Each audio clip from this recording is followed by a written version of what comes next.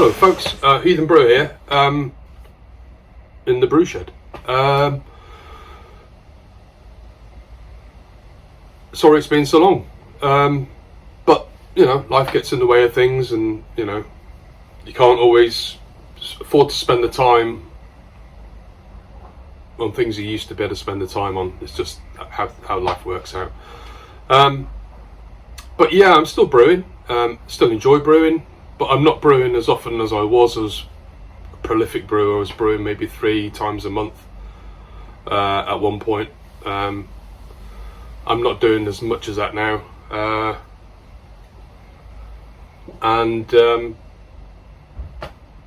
so yeah, it's slowed, but it's not stopped, and it's still a hobby of mine, and I still enjoy doing it.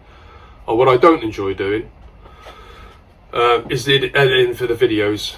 I'm not a massive fan of that, so this is why this sort of format it seems to work for quite a few people, and especially those with busy lives. And yeah, it seems to it's intrigued me. It's got my attention. So this is how I might start doing the brew days, or not the brew days, but the videos, just to keep you informed about what I'm doing or what I've not been doing, and it might include some footage, of course. So it's not to say I won't do any footage, it's just don't expect it, and if you do get it, then it's because I was being generous. What have I been doing though? What's the Heathen been brewing? So the last beer I brewed was a Merzen. I brewed it probably about 4 weeks ago now. It's finished fermenting. It's sat in the cold crash at the moment at about 0.5 degree, and it'd be sat there probably another couple of weeks, waiting for it to drop out clear, and then it'll get kegged. Which brings me on to something else. I'll touch on my kegging process in a minute. I've brewed a bitter, or an English ale. It's a pretty nondescript English ale, to be honest with you. I used it on the slurry from Rob's ESB, which I've got on tap. So it went on that, and it fermented well, but I'm not sure I like my grain bill. I had a bit too much toasted wheat in it again. I mean, I used to like the taste of toasted wheat, but to be honest with you, I'm not sure about it now. It's a little bit old. It's a bit like getting rid of what you've got in the cupboard sort of thing, and slung it all together, and I think I just overdid it. There's too much brown malt in it, too much toasted wheat, there's too much caramel malt, and I used the to be honest with you, I don't think I'm going to bother buying it again, but I used the Heritage which one is it? Chevalier. I've not brewed a good bit. I've not brewed a beer I can say I'm really happy with the flavour of with that malt. It's okay, but I think it has a flavour, a distinct flavour, and that's not one I'm particularly keen on. So that's the last.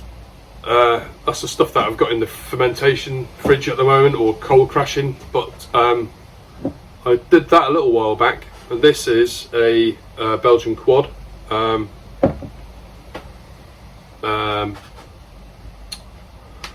What's to say about it? Coming in at 10%. It's got an IBU of about 20, maybe 22. It was the Barker Munich malt, Special B, caramel, and there was something else in there. I think it was Munich. Munich malt went in, and then I added some 1.5 kilos of dark crystal malt, dark candy crystals, but they got added in as a secondary fermentation. So I fermented out the wort, and then I added another sachet of yeast, which was the Lallemand Abbey, and then I added a syrup I'd made from the crystals with a little bit of water, and then added that back to the fermenter, stirred it in, and it kicked off again, and it finished out at 10%. And it's finished out really well, actually. It's a nice flavour to it. It's not overly dry, but it's got a very heavy warmth of alcohol, which is just what you want, really. That'll improve obviously as it's bottled. So this by Christmas time, which is what the beer's for, or sort of around about Yule or late autumn, it should be spot on. I've made enough here. I think I've got something like 56 or 57 bottles, so I've got enough where it can save some bottles over for next year. So that's the idea. As far as colour goes, can have a look at the colour of it. So that's the colour. It's crystal clear. Sat on a light, sort of a thin yeast bed at the moment. I might antagonise them again, shake them up again, so that the yeast doesn't go lazy. And yeah, do it that way. But yeah, it's a nice ruby, a nice deep, dark ruby red beer, and it looks fantastic. I just hope it carbonates. It was carbonated with fig molasses. I managed to get some from one of the local supermarkets around here. They had a load going off cheap, the discontinued line, so I bought a jar of it, and it had about 250 grams of fig molasses in. So I used about 180 grams of that to the secondary when I decanted it off into a clean bottling bucket, and bottled it with the fig molasses. So hopefully that should add on a little dimension to it, so that might be a really tasty addition. Another one I've done, which is another little interesting side extended project, is I made some more cider. It's a turbo cider. The turbo cider was made with 28 bottles, 28 cartons of cheap Asda's apple juice. Not the cheapest, but it's the cheap apple juice. It had no sweetener in it, and it had no sorbates in it. So I took 10 litres of the 10 cartons, 10 litres, put them in a pan, boiled it down by half. So I had 5 litres of like apple reduction. Added the 18 litres to the bucket, and then added the 5 litres of the apple reduction to the bucket, gave it a good stir, allowed it to cool, and then added some oak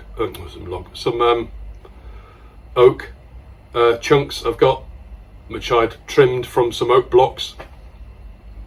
I sterilised them in the oven at 100 degrees for about an hour, and then popped them in